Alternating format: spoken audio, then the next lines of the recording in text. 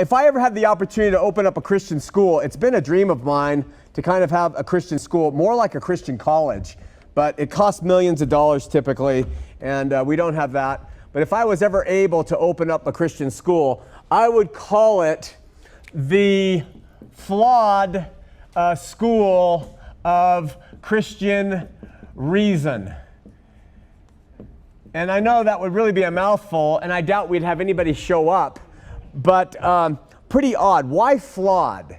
And I am telling you, this is how it happened.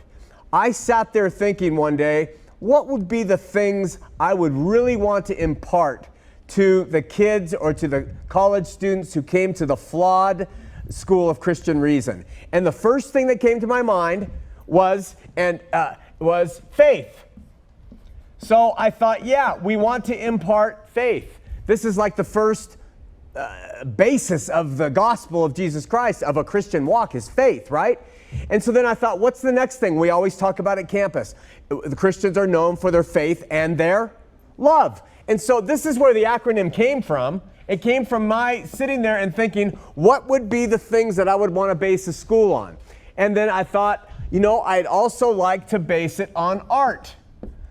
The reason I love art is because I think there's not many places for Christian artists. I don't think Christian artists are very well assimilated into the body often, and I think they're kind of misguided. So I think art is really important.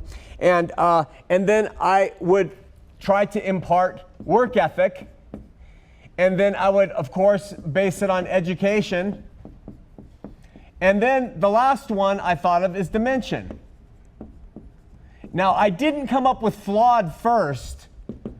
What I did was I came up with what I would like to start a Christian school on, and I thought of these attributes, and after I came up with them, I said it spells flawed.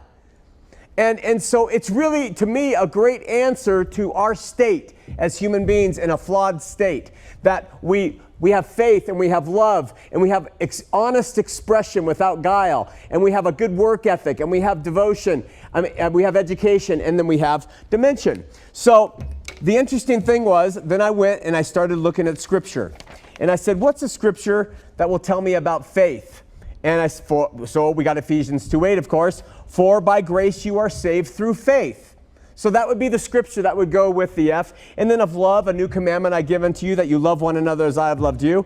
And then when it comes to art, there's a great passage where God says in Exodus, I have put my spirit in, and he names the guy, to have all manner. He has the Spirit of the Lord to create all things in brass and in stone for my temple. I have put my spirit in him to give him that creative bent. And then we go to the work ethic, and we have now he that planteth and he that watereth are one. Every man shall receive his own reward according to his own labor. So that would be the passage that goes with work. And then education, study to show thyself approved before God, a workman needeth not be ashamed. And then I thought dimension. What's the greatest passage to talk about dimension? And I came up with Ephesians 3:16 through 19. I've written it out on the board.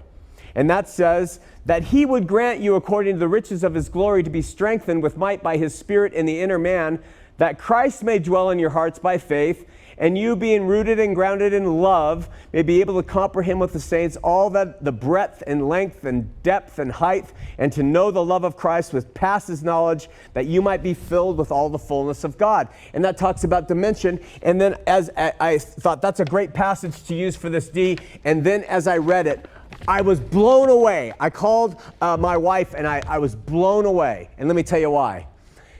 He says that Christ may dwell in your hearts by faith. There's the F. And that you be rooted and grounded in love. There's the L. And that you be able to comprehend with the saints what is the breadth, length, depth, and height. There is the art. Because we work in dimensions when we're working with art.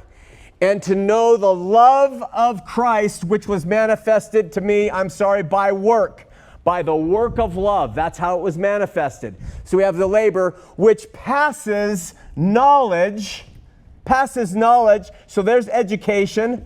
That you might be filled with the fullness of God. There is dimension. all in that final anchor passage of Scripture. People often say, well, you know, where do you get how do you interpret Scripture? When does this stuff open to you? To me, that's how it works. When I teach, you read, and you just have these things come out. And to me, that's the flawed system. That is the system that we go by to try to walk the Christian walk. We walk in faith. We walk in love. We express ourselves in the way God has created us and gifted us. We labor in love. We study to show ourselves approved in order that we might be fully the fullness of God, have the full dimension of Him. All right.